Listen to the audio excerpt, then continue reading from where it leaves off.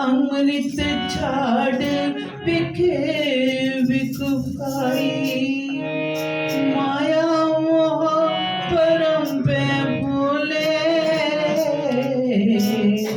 सुतदा रासियों प्रीत लगाए। एक उत्तम पंथ सुनियो गुर संगत, तह मिलत जम त्रास मिटाए। एक अरदास पाठ कीरत की,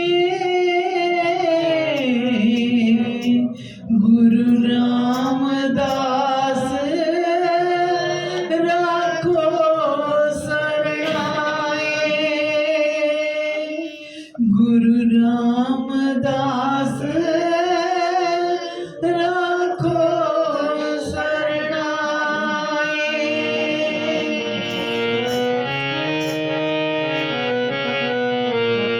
तन तन रामदास गुरु, तन तन रामदास गुरु, तन तन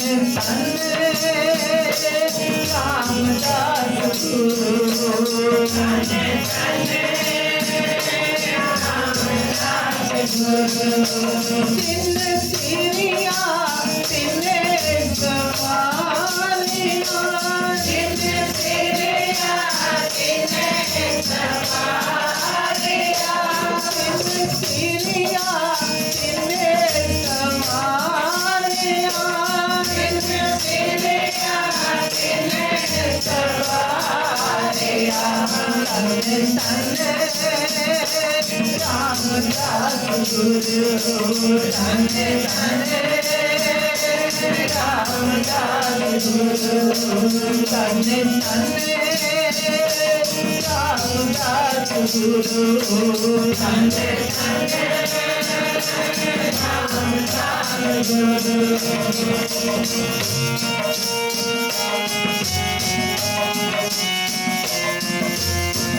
पूरी होगी करामाते, पूरी होगी करामाते, तिन चले हारे तारे, आप तिन चले हारे तारे।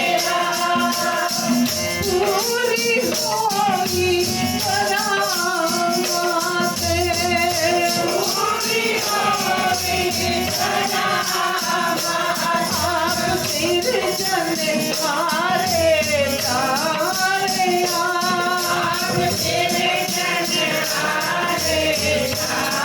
हारे तारे। सिर की ओर से कांदती, सिर की ओर से कांदती, पार ब्रह्म कर चमत्कारिया, पार ब्रह्म कर चमत्कारिया,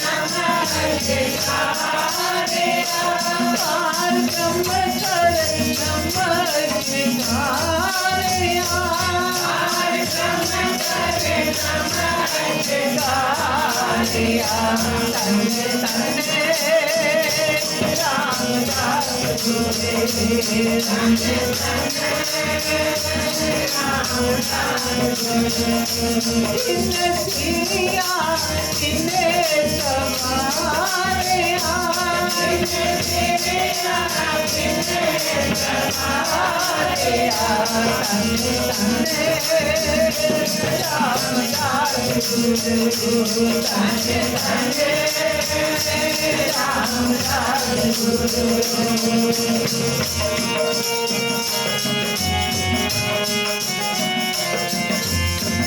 अटल अटोल सो,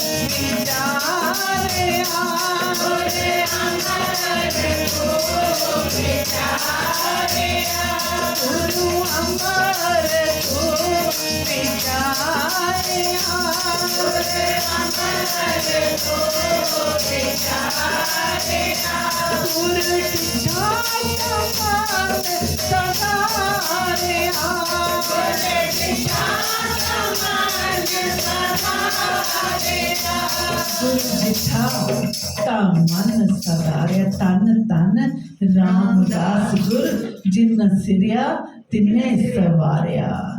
लाहौर का शहर है, चूना मंडी साध संगत वाहिगुरु चूना मंडी विच गुरु रामदास पातशाह जी गुरु नानक पातशाह जी दी चौथी जोत जी दा जन्म होया। सो जन्म होया उन्हां दा जो 7 साल दी उम्र दे विचों ही अनाथ हो गए सी। सतनाम श्री वाहिगुरू। 7 साल दी केवल उम्र है ते अनाथ हो गए। बचपन बड़ा गरीबी विच बीत्या। ऐ नहीं कि सारे दुख सब गुरु रामदास पातशाह जी के ऊपर भी इतने दुख आए, इतने दुख आए, पर उन्होंने हिम्मत नहीं हारी। साडे वास्ते भी ये पूर्णे हन कि जितने मर्जी दुख आ जान पर असीं हिम्मत नहीं हारनी है। बचपन बड़ा गरीबी दे विच बीत्या साध संगत जी। बचपन विच दूसरे बच्चे सारा सारा दिन खेल कूद करन विच लगे रहंदे सन। उत्थे गुरु रामदास पातशाह जी छोटी उम्र दे विच गली गली दे विच जाके ते उबले चने बेचते हन। वाहिगुरू अपने छोटे भैन भरा अते अपनी बुढ़ी नानी दा पेट पालते हैं। आखो सतनाम श्री वाहिगुरू। जिसने इन्ना दुख भरिया आ, इतना दुखा दा भरिया होया बचपन बिताया उन्होंने, ओही बालक अगे चल के सिखां दे चौथे गुरु कहलाए। बोले सो निहाल सत श्री अकाल। अज ओ स्थान उन्हां दे दर तो सबना दिया मूह मंगिया मुरादा पूरियां होंदियां हन। वाहिगुरू हर वक्त अमृतसर कहते ने अटुट लंगर चलता है। गुरु रामदास पातशाह जी का जन्म 24 सितंबर 1534 विच होया। पिता हरदास जी सोढी ते माता जी दिया कौर जी दे घर विच होया। आप जी का नाम भाई जेठा जी रखिया। आखो सतनाम श्री वाहिगुरू। क्यों? क्योंकि आप सब तो बड़े पुत्र सन। एक छोटा भरा हरदयाल ते एक भैन रामदास जी सी। आप जी देखने विच बड़े सुंदर लगते सन। बड़े आकर्षित व्यक्तित्व वाला उन्होंने चेहरा सीगा। आकर्षित व्यक्तित्व वाले स्वामी सन। उहदे धार्मिक विचारों वाले सन। पर बड़ी गरीबी होने के बावजूद भी किसी साधु कोई महात्मा नूं मिलते ते उसनूं अपने घर लैके आ जाते। घर लियाते ते भोजन करा के बड़े खुश होंदे।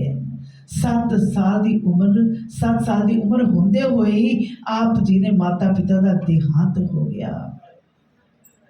छोटी उम्र विच छोटे भैन भरा की जिम्मेदारी भी इन्हां दे सिर ते आ गई। तद इन्हां दी नानी इन्हां तिन्हां नूं अपने पिंड बासर लैके आ गए। साध संगत जी बासर पिंड लैके आ गई। नाना जी दुकान चलाते पर परिवार वड्डा होने करके घर का गुजारा बड़ी मुश्किल दे नाल होंदा। घर का गुजारा करना बड़ा मुश्किल सी। इसलिए नानी उबले चने देंदी ते आप वेचन जाते ते जो पैसे मिलते उस नाल गुजारा करते। इतिहास विच दर्ज है साध संगत जी, इतिहास विच दर्ज है कि बासर दे निवासी सन। उस वक्त उन्होंने गुरगद्दी नहीं मिली सी गुरु अमरदास पातशाह जी नूं। इतिहास दे विच दर्ज है कि गुरु अमरदास पातशाह जी उस वक्त गुरगद्दी नहीं मिली सी। उस वक्त गुरु अंगद देव पातशाह जी की बहुत सेवा करते सन। जब उन्होंने भाई जेठा जी दे माता पिता के देहांत के बारे में जो पता चलिया ना, तो फिर वो इन्हां दी नानी दे घर आए। जब नानी दे घर आए तो भाई जेठा जी की गुरु अमरदास पातशाह जी की पहली मुलाकात हुई। आखो सतनाम श्री वाहिगुरू। गुरु अंगद देव पातशाह जी ने दी हुक्म अनुसार गुरु अमरदास पातशाह जी ने 1546 दे विच ईस्वी दे विच गोविंदवाल नगर की स्थापना की। भाई जेठा जी भी जद रोज चने वेचन जाते ते कई बार गुरु अमरदास पातशाह जी दे नाल मेल हो जाता।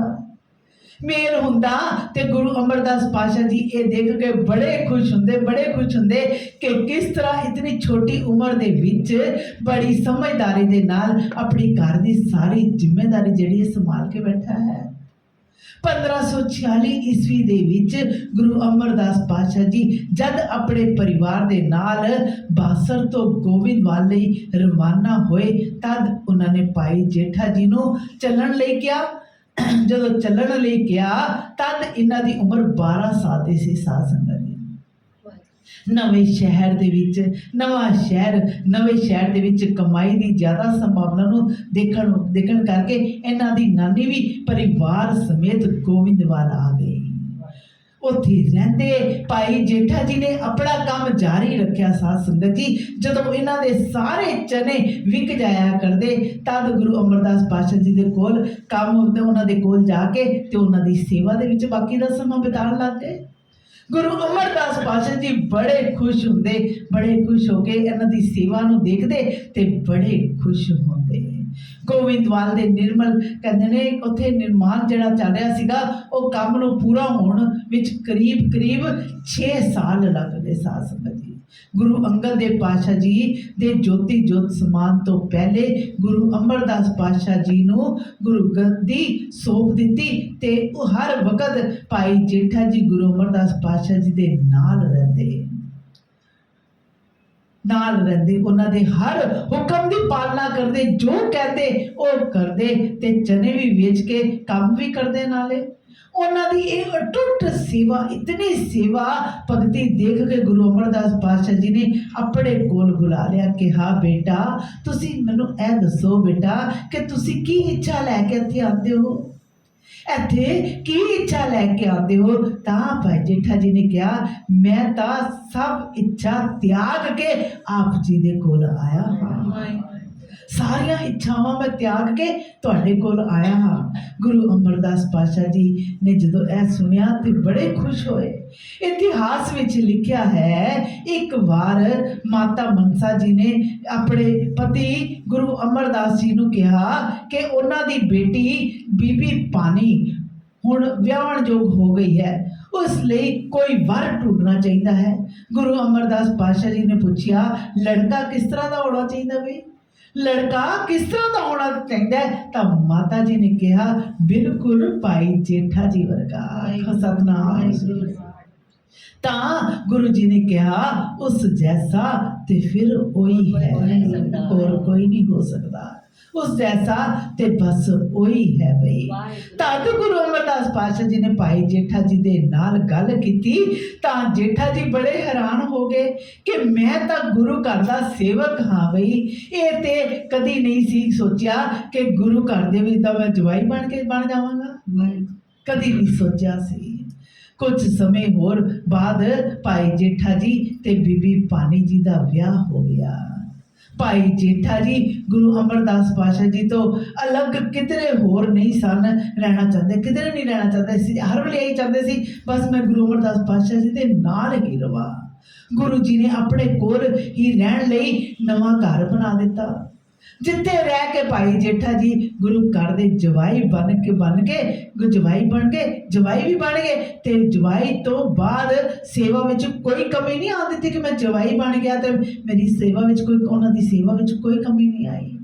ਪਹਿਲੇ ਦੀ ਤਰ੍ਹਾਂ ਹੀ ਲੰਗਰ ਦੀ ਸੇਵਾ ਕਰਦੇ, ਪੱਖਾ ਚੁਲਾਉਂਦੇ, ਪਾਣੀ ਲਿਆਉਂਦੇ, ਟੋਕਰੀ ਢੋਂਦੇ। ਸਾਧ ਸੰਗਤ ਜੀ, ਇਤਨੀ ਸੇਵਾ, ਅਥਾਹ ਸੇਵਾ।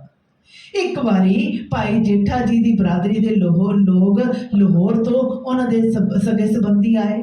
ਜਦੋਂ ਸਗੇ ਸੰਬੰਧੀ ਆਏ, ਉੱਥੇ ਆ ਕੇ ਜਦੋਂ ਦੇਖਿਆ ਕਿ ਭਾਈ ਜੇਠਾ ਜੀ ਗੁਰੂ ਘਰ ਦੇ ਜਵਾਈ ਹੋਣ ਦੇ ਬਾਵਜੂਦ ਵੀ ਮਿੱਟੀ ਦੀਆਂ ਟੋਕਰੀਆਂ ਜਿਹੜੀਆਂ ਨੇ ਉਹ ਢੋ ਰਹੇ ਹਨ, ਟੋਕਰੀਆਂ ਜਿਹੜੀਆਂ ਨੇ ਉਹ ਸਿਰ ਤੇ ਢੋ ਰਹੇ ਹਨ, ਤਾਂ ਉਹ ਬੜੇ ਗੁੱਸੇ ਵਿੱਚ ਆ ਗਏ ਤੇ ਗੁਰੂ ਅਮਰਦਾਸ ਪਾਤਸ਼ਾਹ ਜੀ ਨੂੰ ਕਹਿਣ ਲੱਗੇ, ਆਪ ਆਪਣੇ ਜਵਾਈ ਦੇ ਕੋਲ ਟੋਕਰੀ ਢੋਣ ਦਾ ਕੰਮ ਕਰਵਾਉਂਦੇ ਹੋ, ਇਹ ਗੱਲ ਤਾਂ ਬੜੀ ਨਾਜਾਇਜ਼ ਹੈ ਬਈ। ਇਸ ਤਰ੍ਹਾਂ ਤੇ ਸੋਢੀ ਕੁੱਲ ਦੀ ਇੱਜ਼ਤ ਨੂੰ ਦਾਗ ਲੱਗਿਆ ਹੈ।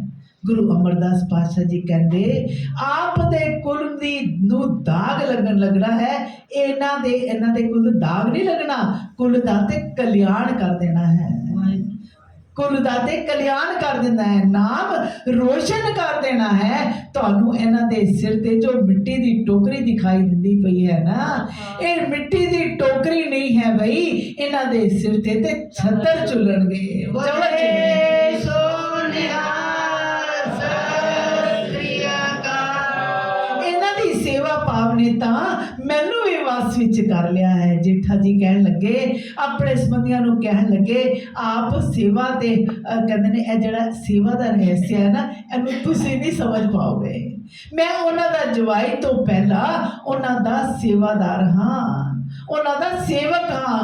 जो गुरु सेवा विच आनंद है, गुरु दी सेवा दे विच आनंद है, उह संसारिक सुखां दे विच कित्थे आ गई। हुण मैनू किसी वस्तु की कामना ही नहीं है, किसी चीज़ की इच्छा तमन्ना ही नहीं है। इस जाप कहते ने, इस जात पात कुल मर्यादा के मर्यादा है जी, ए जात पात है जी, ए कुल दी साडा कुल नूं दाग लगना है, मेरा कोई इन्ना गल्लां दे उत्ते कोई लैना देना ही नहीं है। इन्नी गल सुन के भाई जेठा जी दे संबंधी जिहड़े ने शर्मिंदा हो गए ते उत्थों दी चले गए।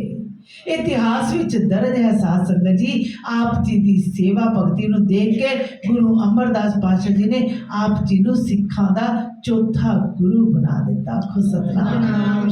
बनाता विचार हुण जदों बना लिया कि चौथे गुरु बनाना है, पर कुछ संगतां जिहड़ियां सन वो गुरु रामा जी नूं भी ते जो गुरु अमरदास पातशाह जी की वड्डी बेटी भाई रामा जी, भाई रामा जी जो गुरु अमरदास पातशाह जी की वड्डी बेटी बीबी दानी जी दे नाल विआह होया होया सी, जिन्हां दा उन्हां नूं गुरु गद्दी दा कहंदे ने गुरु उत्तराधिकारी समझदे सन।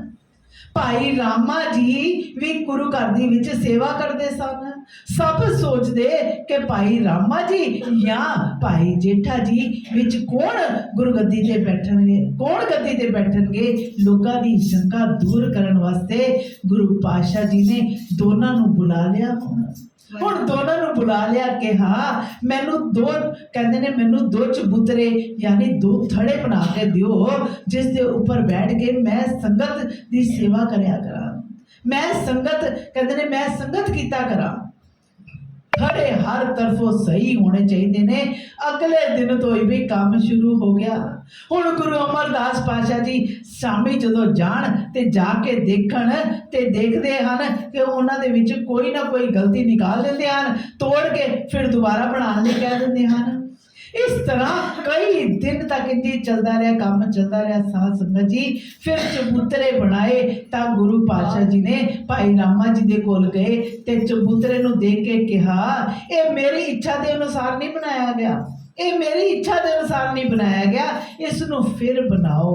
तो भाई रामा जी ने दोबारा बनाने तो मना कर दिता। कह लगे 95 साल की उम्र हो गई है तुहाडी, 95 साल की उम्र हो गई है, सवेरे कुछ कह के जाते हो तो शामी कुछ कहते हो, ये ठीक नहीं बनया। हुण कहते हो इस तो वधिया ते मैं नहीं बना सकता, है बहुत वधिया, इस तो वधिया मैं नहीं बना सकता। वाहिगुरू उत्थों दी चले गए। गुरु पातशाह जी भाई जेठा जी दे कोल गए ते चबूतरे नूं देख के कहा, ये ठीक नहीं बनाया भी तुसी। भाई जेठा जी दी एक गल सुन के साध संगत जी 3 दिन लगातार थड़े जड़े हैं ढा ढा के बनते रहे।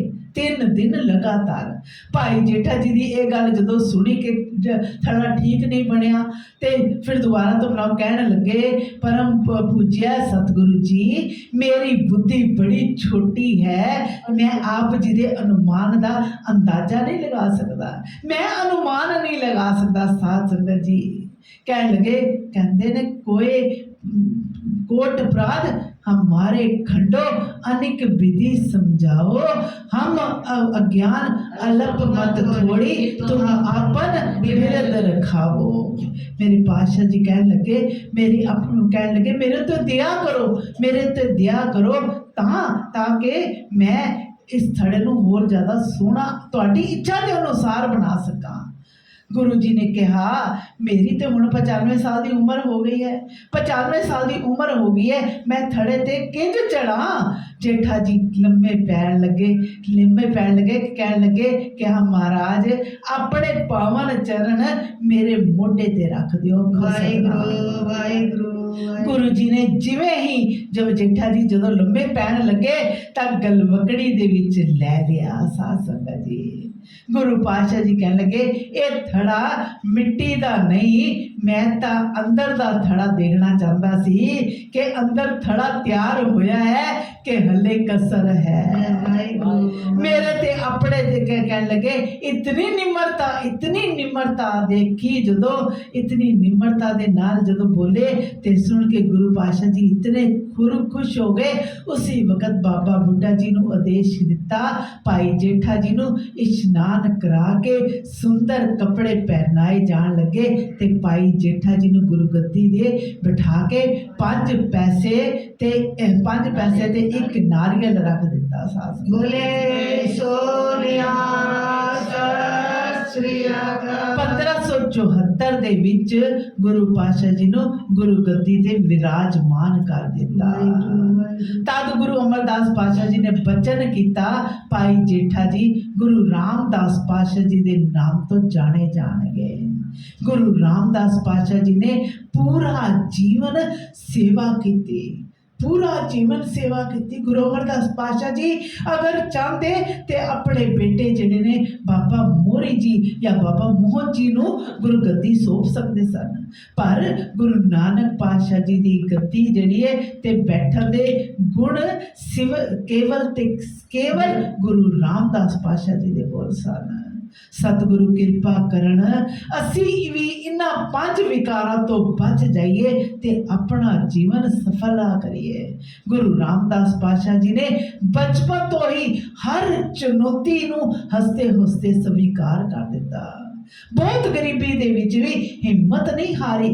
काम क्रोध लोभ मोह अहंकार वर्गे जेड़े विकार ने ना उन्हां नू अपने कोल फटकन भी नहीं दिता।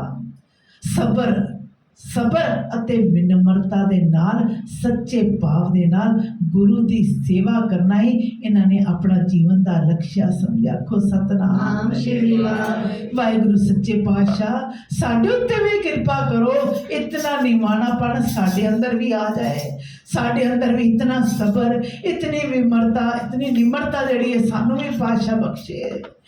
तन तन रामदास गुरु, तन तन रामदास गुरु, जिन सिरिया जिने सवारिया, जिन सिरिया जिने सवारिया, जिन सिरिया जिने सवारिया, जिन सिरिया जिने सवारिया। गुरु दिखा गुरु दिखा गुरु दिखा गुरु दिखा। अब गुरु रामदास को दिल्ली बनाए, अब गुरु रामदास को दिल्ली बनाए, दिल्ली बनाए, दिल्ली बनाए। अब गुरु रामदास को दिल्ली बनाए, गुरु रामदास को दिल्ली बनाए।